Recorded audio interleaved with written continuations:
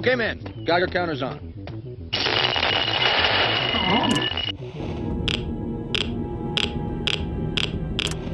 Oh, thank God. You have a Geiger counter? You have a Geiger counter?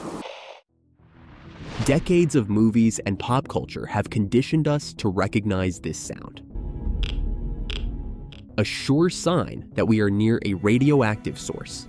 And the more frequently the clicks occur, it is clear that the radiation is becoming more and more intense.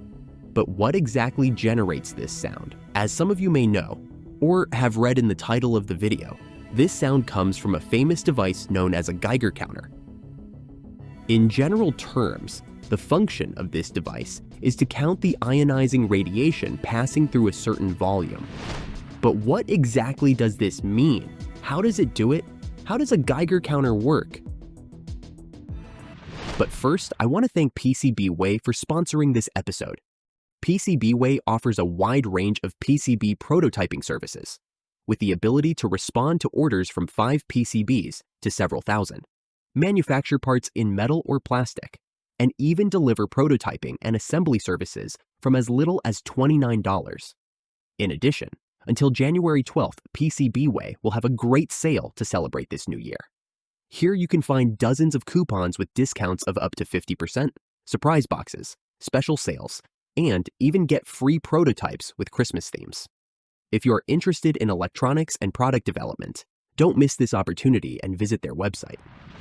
To understand how the Geiger counter works, we must first go deeper into what exactly it measures. As I already told you, its main function is to measure radiation, but not any kind of radiation, only ionizing radiation. This type of radiation is a type of energy released by atoms in the form of electromagnetic waves or subatomic particles.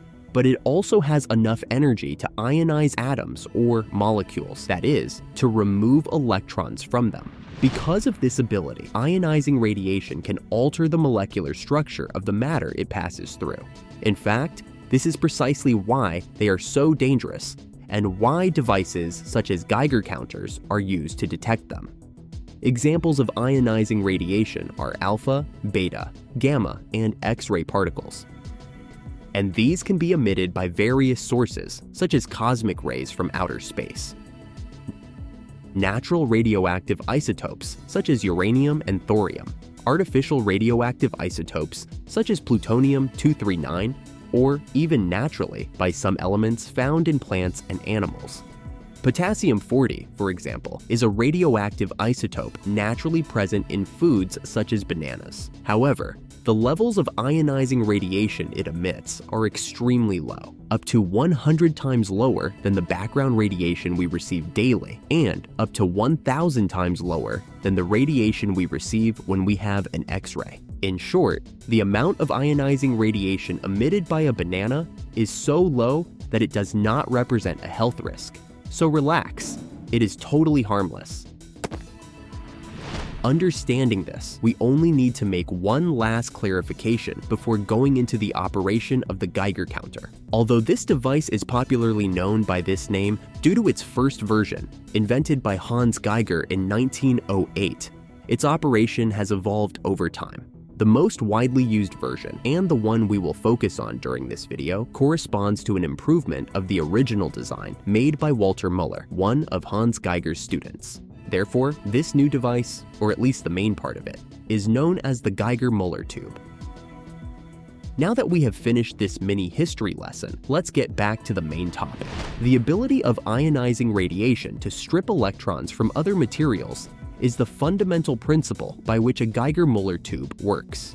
The main idea of this device is that every time a particle of ionizing radiation passes through the system, it generates an electrical signal strong enough to be measured and generate the characteristic sound.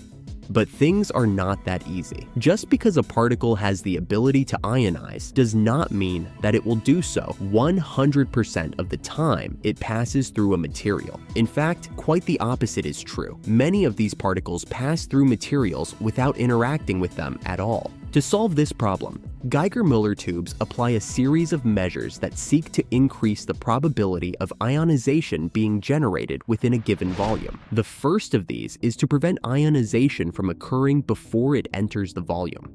To give an extreme example, if we had a tube made of a metal such as lead, which is known for its ability to stop ionizing radiation, we would greatly reduce the chances of ionization being generated on the inside. This is why the opposite is done. Tubes are generally made of materials that can be easily penetrated by radiation, such as glass, plastics, or very thin metals. This feature becomes especially important when you want to measure particles with low penetrating power, such as alpha particles, which could be stopped even by a sheet of paper.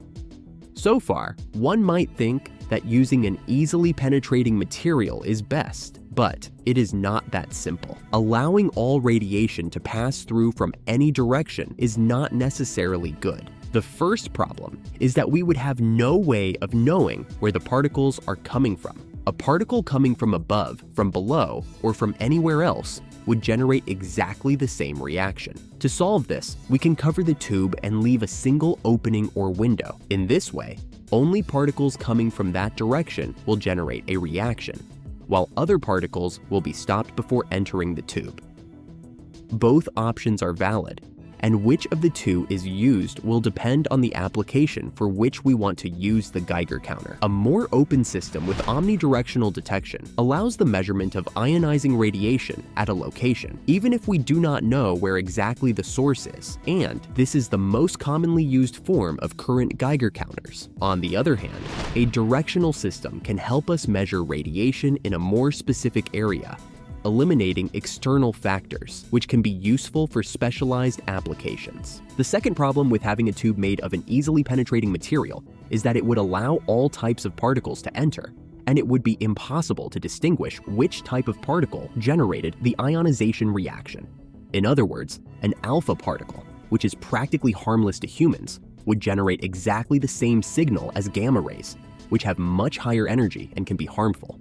Understanding this, the material of the window and container can be deliberately selected to act as a type of filter. For example, using materials such as thin mica to allow alpha particles to pass through, or denser materials that only allow particles with a higher penetration capability to pass through. Now that we have the sensitivity and directionality of our tube sorted out, the next element we can adjust to increase the likelihood of measuring radiation is the measurement volume. The larger the volume in which we are measuring, the more likely we are to detect an ionization event within it. An example that takes this concept to the extreme is the Super Kamiokande, an underground neutrino detector installed in Japan, which is about 41 meters high and 39 meters in diameter. The reason for its enormous size is precisely to increase the probabilities of detecting the passage of this type of subatomic particles, which are characterized by their low interaction, even being able to cross our entire planet without interacting with anything. In this case, the detection method is not exactly the same as the Geiger-Müller tube, since the Super Kamiokande works using Cherenkov radiation in water, but the idea in general terms is the same, to detect interactions in a delimited volume. In the case of the Geiger-Müller tube, the situation is not so extreme, as the particles to be detected can be more effectively manipulated to interact inside the tube. Moreover, too large a size may increase the probability of detecting ambient radiation, which is not always the desired goal. This, in conjunction with the directionality feature I mentioned previously, is one of the reasons Geiger tubes are cylindrical, as you can have a small penetration window while increasing the detection volume. All the changes we have made so far have made it possible to increase the probability that the ionizing radiation particles we are interested in will enter the measurement volume. However, that is only half the job, since we still have to make the ionization reaction actually occur inside that volume. For this, the choice of the gas inside the tube is crucial, as some gases are more easily ionized than others because they require less energy to give off their electrons. These types of gases generally fall into the category of noble gases, among which we find elements such as argon, helium, or neon. Once we get the ionization generated inside the tube, technically we would have a free electron that we could detect. However, in practice, its charge is so low that it would be almost impossible to detect it by itself. To solve this, a pair of electrodes is integrated into the tube, an anode, positively charged, in the center, and a cathode, negatively charged, on the outside. The charge of these elements generates an electric field inside the tube, so that every time an ionization is generated naturally, the electron released automatically begins to be accelerated towards the anode. This generates two effects. The first is that the accelerated electron can collide with other gas particles, generating secondary ionization events, whose electrons are also likely to generate new ionization events. This chain reaction is known as electron avalanche. And the second effect is that, since all the electrons released by the ionization will eventually be directed towards the anode, a current will be generated, which can be measured and used as an indicator of the ionizing radiation particles that passed through the tube. Unfortunately, once the electron avalanche starts, the reactions could continue indefinitely. This would generate saturation once a particle of ionizing radiation passes through, which would make it impossible to detect if any other ionization has occurred naturally, since it would be confused with the secondary ionizations.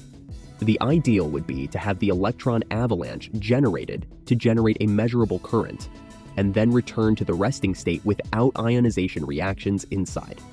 The first parameter we can adjust to make this happen is the voltage applied between the electrodes. If the voltage is too low, the electrons will fail to generate secondary ionizations, while on the other hand, if the voltage is too high, the electron avalanche will become difficult to control. Considering this, Geiger-Müller tubes generally work at voltages between 400 and 900 volts, depending on their specific characteristics.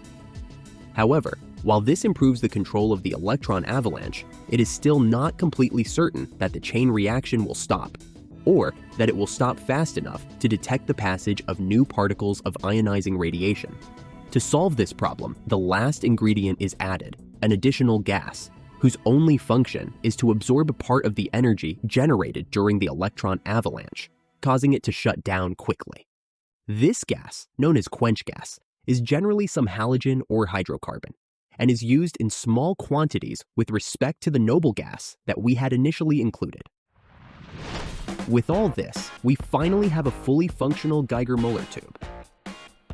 When a particle of ionizing radiation approaches, the walls of the container intentionally allow it to pass through.